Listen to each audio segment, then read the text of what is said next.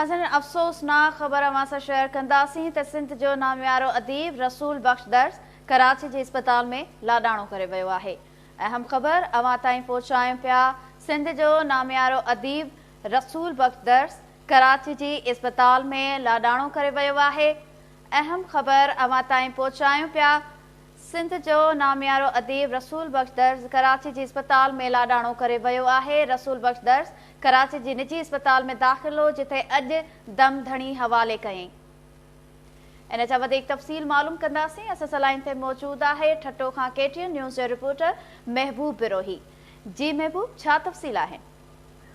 जी रोशनी, सिंध एक वॾे अदीब ऐं कहाणीकार खां अॼु महरूम थी वई आहे। ऐं अफ़सोसनाक ख़बर पंहिंजे सां शेयर करियूं पिया त सिंध जो नाले वारो ॾाहो अदीब कहाणीकार ऐं केतिरनि किताबनि जो मुसनफ़ रसूल बख्श दर्स अॼु कराची जे ॾाहो इस्पताल में थोरी देरि अॻु में लाॾाणो करे वियो आहे, जंहिंजी जेका मड़ खे जंपीर मुंतक़िल करण लाइ संदसि वारस ऐं चाहींदड़ तोड़े उनजा जेके साथी अदीब ऐं उनजो औलाद उते पहुतल आहिनि कराची में। अञा ताईं उहे जेके ज़रूरी कारवायूं आहिनि उहे पूरियूं कयूं पियूं वञनि। उनजी जेका मड़ खे राति देरि ताईं जेको जंपीर मुंतक़िल कयो वेंदो ठटे जे कोहिस्तानी शहर जंपीर में, जिते सुभाणे संदसि तदबीर वारियूं रस्मूं अदाई कयूं वेंदियूं। जंहिं करे हाणे थोरी देरि अॻु में उनजी जेका आहे फौत थियण जी तस्दीक कई वई आहे इस्पताल जे इंतिज़ामिया डॉक्टरनि ऐं वारसनि पारां।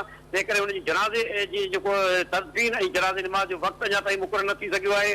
पर इहा अफ़सोसनाक ख़बर पंहिंजे नाज़रीन खे ॿुधाईंदा हलूं त रसूल बख्श दर्स सिंध जे उन्हनि नामियारनि अदीबनि ऐं कहाणीकारनि में शुमार थिए थो, जंहिं केतिरा ई किताब लिखिया। ख़ासि तौर ते सिंध हीरनि जी खाण ऐं सुवाई जी सोभ जहिड़ा जेके 4 किताब हुन तरतीब ॾिना छपराया। उन सां गॾोगॾु केतिरा ई जेके हुन केतिरो ई सिलसिलेवार जेके मवाद उनजो तयारी हेठि हो, उन सां गॾोगॾु कहाणियूं, केतिरा ई ड्रामा ऐं मुख़्तलिफ़ प्रोफार्मा हू लिखंदो रहियो।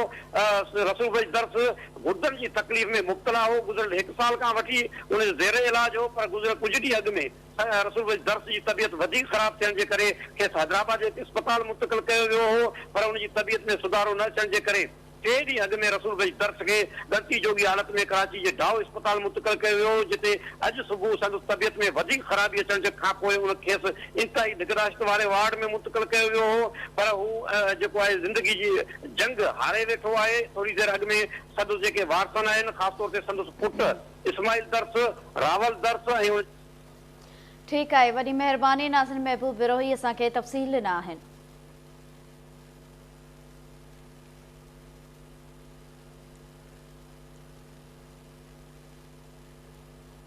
नाज़रीन, नून लीग जे नाइब